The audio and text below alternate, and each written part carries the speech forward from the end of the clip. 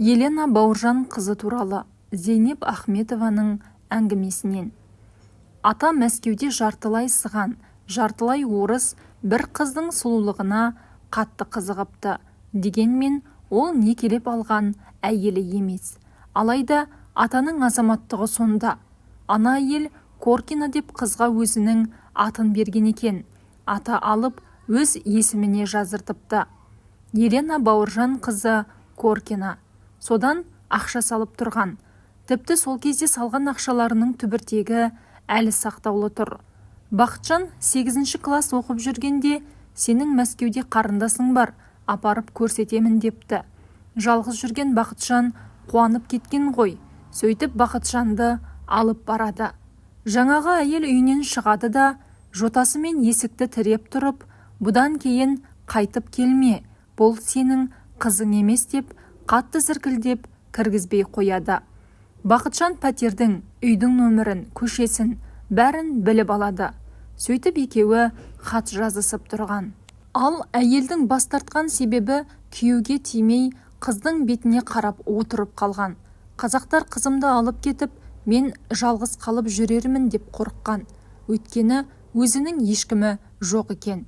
Ақыры қызы да күйеуге тимей, бұлайша айтқанда екі ит бір мысықты ермек етіп қалады.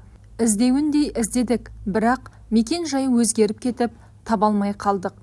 Әкесі қайтыс болған кезде жаңағы мекен жайға 3 қайтара телеграмға салдық, бірақ қайтып келе берді. Кейін біз де көштік. Сонымен не керек, ол қыздың шешесі де 80-нен асып 90-ға жуықтап қайтыс болыпты. Ал ана қыз Марина Цветаеваның творчествосын зерттейтін ғалым. Бірнеше зерттеу кітаптары бар. Өзі ғылым кандидаты, тағы да басқа атақтары бар екен. Түр тұрпатына келетін болсақ, шешесі де қараторы болған дейді Бақытжан. Бірақ атаға ұқсайды. Қолын сермеп сөйлегені Ержанға ұқсап кетеді.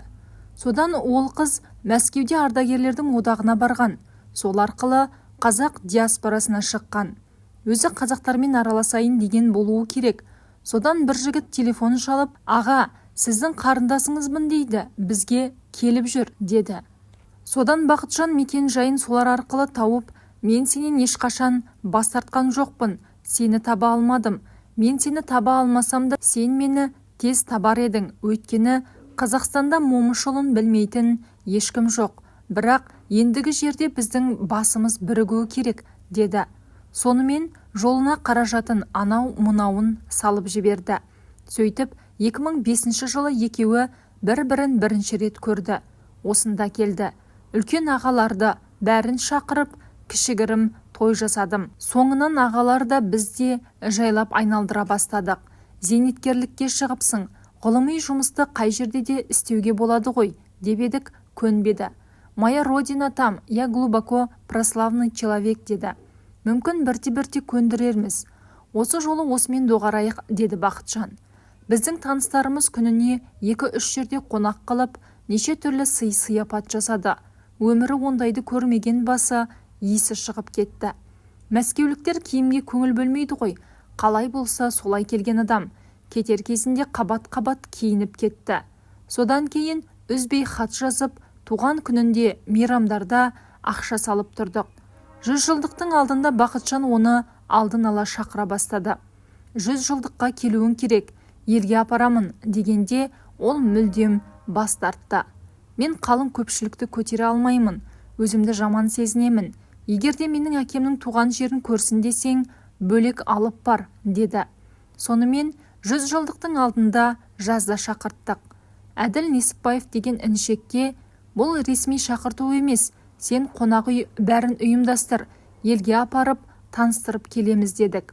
Әділ бәрін дайындап қойған екен. Қазақтың кең пейілін көрсетіп, елге алып бардық. Ол жақта 80-ге келіп отырған Рахметқан көкеміздің үйіне бардық. Олар кішігірім той жасап жіберді. Шашу шашып, өлең айтып дегендей, ондайды көрмеген Елена жылап жіберді.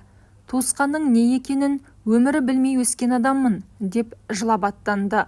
Сонда жеңешемнің айтқан сөзі есімнен кетпейді. Ауылда немере шөбере сүйіп отырған қарапайым кісі ғой. Текті атаның ұрпағы, сенің келгеніңе қуанып, жүрегімді табаныңның астына төсеуге дайынмын деген сөзін Бақытжан орысшаға аударғанда ана қыз еңіреп жылады. Содан ары Жуалыға апардық. Атаның өскен жері, жүрген жерін көрсеттік. Момышұлы бұлағына апардық. Алматыға келгеннен кейін жігіттер Шарынды көрсетті. Өзі 5 жастағы бала сияқты таза, аңғал екен. Бәрін білгісі келіп тұрады. Біз оның 60 жылдығына бара алмадық, бірақ жақсылап сыйлығын салып жібердік. Сен жіберген ақшаға бірінші рет 70 адамға той жасадым деді. Бақытжанның 70 жылдығына келді. Бұл жолы өзі келді. Француздармен де, ағылшындармен де ғылыми жұмыс істеп, қаражат тапқан болуы керек. Бұдан былай ақша салмаңдар, салсаңдар ренжимін деді.